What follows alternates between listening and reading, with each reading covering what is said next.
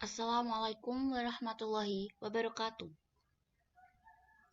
Perkenalkan, nama saya Andita Rahma Putri, nomor absen 7 dari kelas 11 RPL 1. Di sini saya akan mempresentasikan tentang desain kemasan dan produk.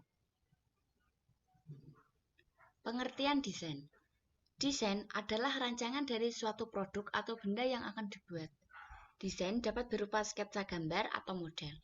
Desain juga digunakan untuk merancang banyak hal, mulai dari perabotan, rumah, karya seni, pakaian, hingga jalan raya.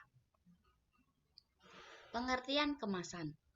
Kemasan adalah desain kreatif yang mengaitkan bentuk, struktur, material, warna, citra, tipografi, dan elemen-elemen desain dengan informasi produk agar produk dapat dipasarkan. Fungsi kemasan.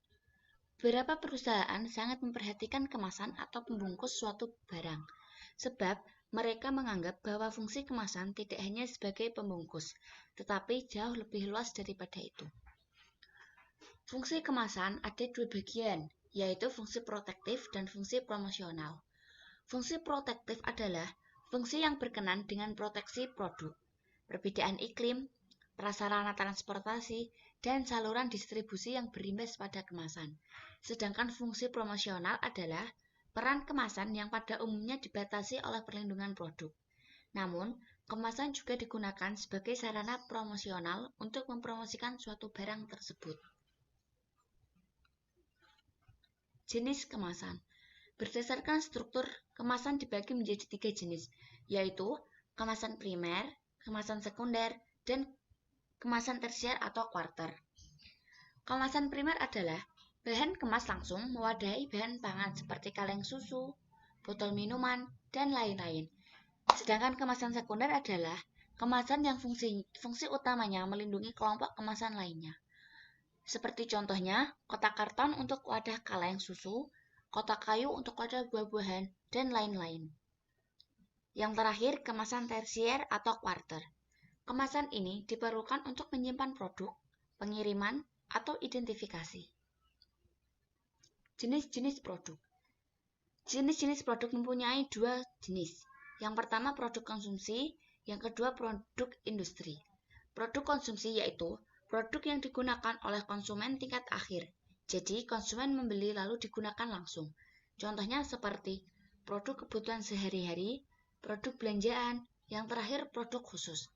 Sedangkan produk industri yaitu produk yang dibeli oleh produsen atau perusahaan yang nantinya akan dijual kembali atau bisa disebut juga dengan bahan baku.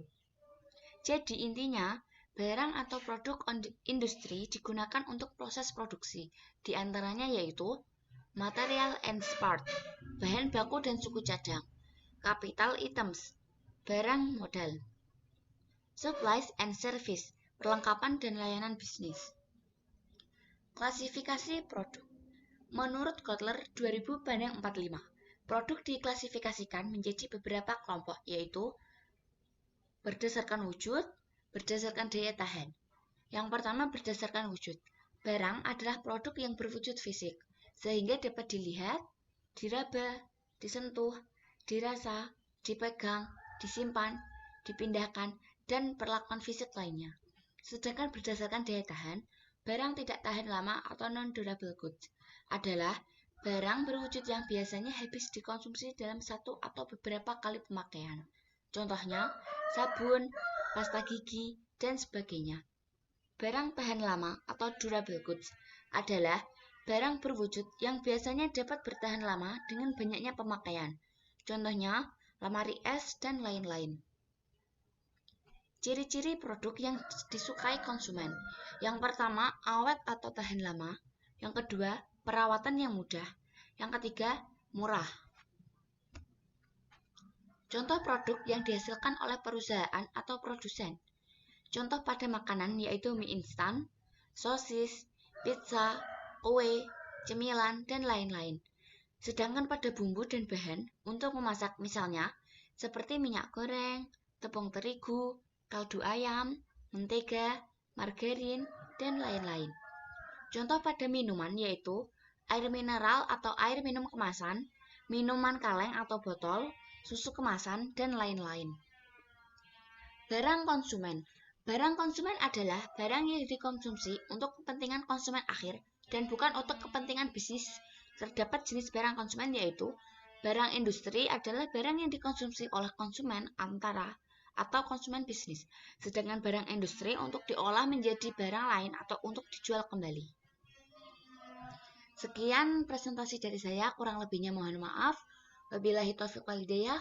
Wassalamualaikum warahmatullahi wabarakatuh.